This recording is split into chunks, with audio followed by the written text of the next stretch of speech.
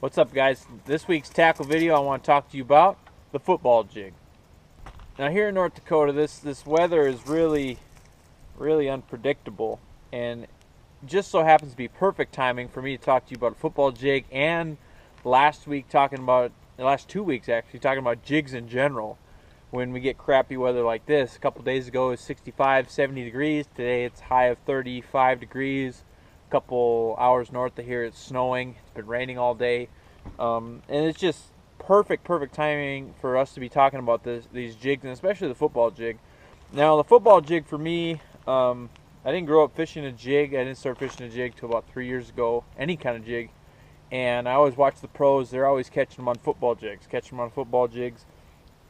and I didn't even know there's different kinds of jigs. You know, talking about the finesse jig and the flip and pitching jig that we've been talking about last week. Didn't even know there was any different kinds of jigs out there.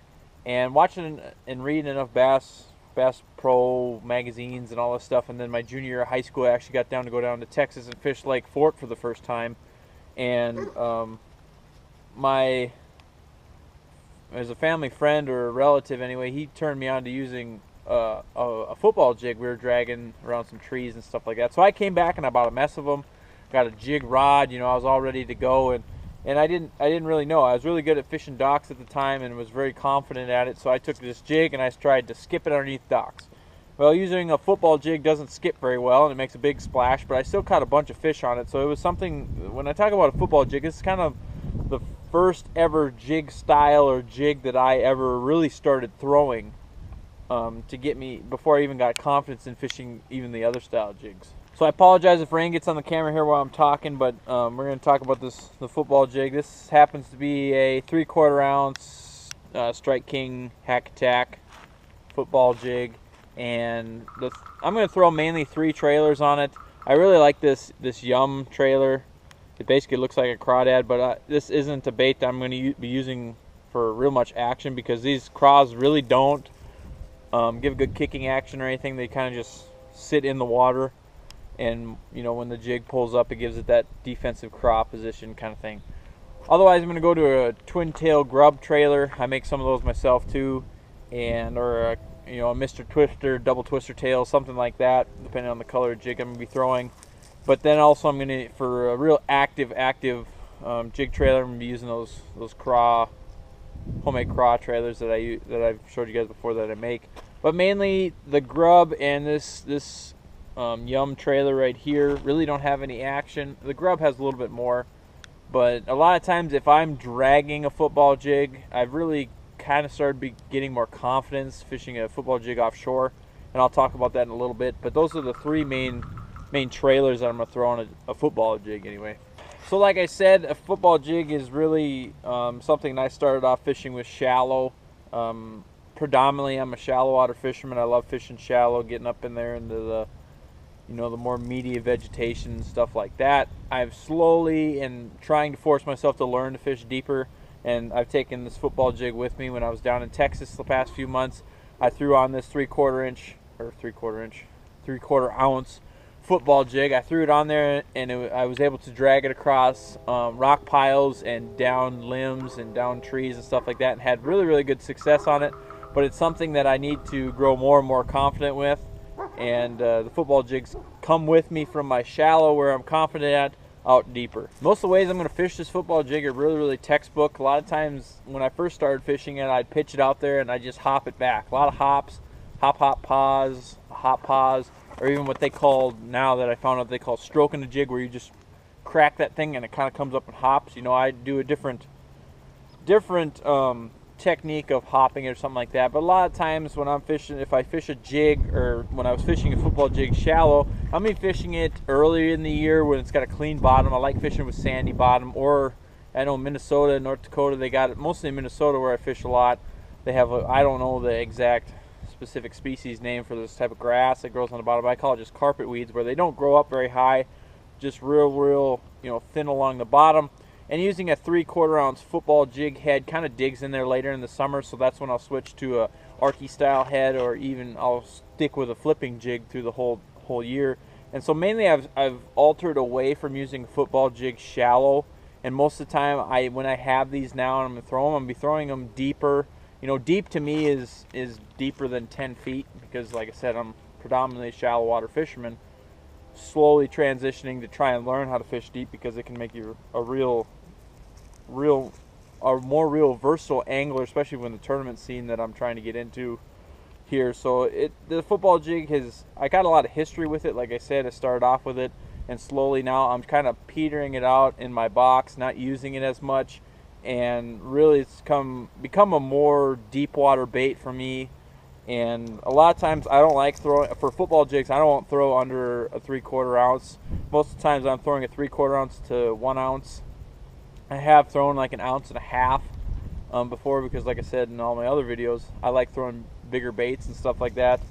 And since I really moved for a football jig just to be more of a deeper bait for me, a lot of times I'm not going to mess around with a 1/2 ounce football jig, taking the time to get down to the bottom, where most of the time I'm using this, I'm keeping it bottom contact or hopping it, or a lot of times now I'll put a grub on the back of it and drag it to where those grub tails are just kind of fluttering a little bit, but these claws don't really have any action to them, or a grub tail kind of just ripples through the water.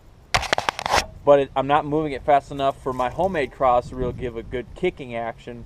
So I'm going to be using, like I said, a 1/2 ounce to 1 ounce for head size and weight of the football jig.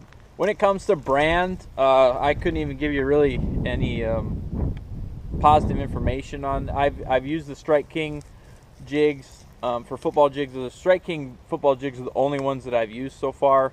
I'll be picking up a couple other brands later this year when the fish start moving off deeper after the spawn and stuff, but I'm not sure which ones I'm going to try. And you just got to try them yourself. Everybody's going to give you a different, tie. They're going to give you the vertical or horizontal line tie. They're going to give you a different material for the weed guard. It might have a wider head, different style, or even I think Missile Baits has a different ridge head for their Iconelli jigs that it uses for rocks and stuff like that. So you really got to try it yourself. Like I said, these are the only ones that I've tried, and I can't really give you I really like them. I mean, I'm going to pick up some more as the season progresses here, but you got to try them yourself, and look at other people's videos and listen to them, and kind of they'll tell you the different styles and different variations between brands. So that this weather, like I mentioned at the beginning of the video, it's perfect to talk about these jigs, because if I was fishing a tournament today, I would have my jig rod on the deck of my boat, because a jig is just so versatile. When the fish are hopping, you can't keep them off. They're throwing anything. They'll bite a jig. They'll bite a jig all the time. You just need to find where they're sitting and put it in front of their face more in a crappy cold front conditions like this. But like I said, the jig box is my most versatile box in my boat. I'll always have it out, my rod out, and I have a lot of confidence in these jigs going on. I mean, you can do a bunch of things with jigs. I know people who watch videos, they trim that weed guard, they trim this skirt, they trim a bunch of other stuff and do a bunch of altercations to it, and that's what you guys got to do to find your way. Now for a football jig, I'm not really gonna I don't really trim the skirt, because I don't know. I like having a long skirt on a football jig, but I'll trim my skirts on a flipping and pitching jig or a finesse jig. A finesse jig, I'll trim them and give it a smaller profile.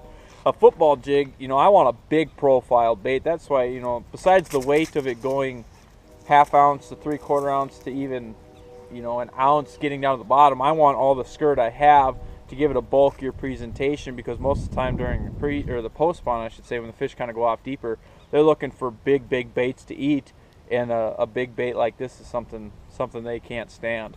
I want to thank you guys for watching this video. I hope you learned something. Like I talked about the football jig. Next week we're going to talk about one of another favorite box that I have in the boat, that when you're talking about bass fishing, everybody's going to have their different styles and stuff, but that's the topwater box. I don't throw many variations of topwater lures, but I'll go through my box, and maybe you'll pick up on a couple things that normally most people aren't fishing. And I want to encourage you guys to go check out the rest of my videos for Talking Tackle. We're coming down. I think we got the topwater box is basically the last box that we're going to talk about here. I just got my boat fixed, and I'm going to be pre-fishing for a tournament coming up here at the beginning of May. And we're going to do some vlog style videos and stuff like that for pre-fishing the tournament, and maybe even video the tournament if that's what you guys want to see. and then talk about the baits that we use during the tournament. And hopefully that's another thing that I'll talk about later on as we get into this. But so next week will probably be the last tackle video. And if you guys have any more ideas on videos, just leave them in the comments below. I'll try my best to get them out to you. But hopefully soon here we'll be doing a lot more highlight videos of me setting the hook on some fish for you guys to watch. But I want to thank you guys for watching and tuning in next week to Preston Outdoors.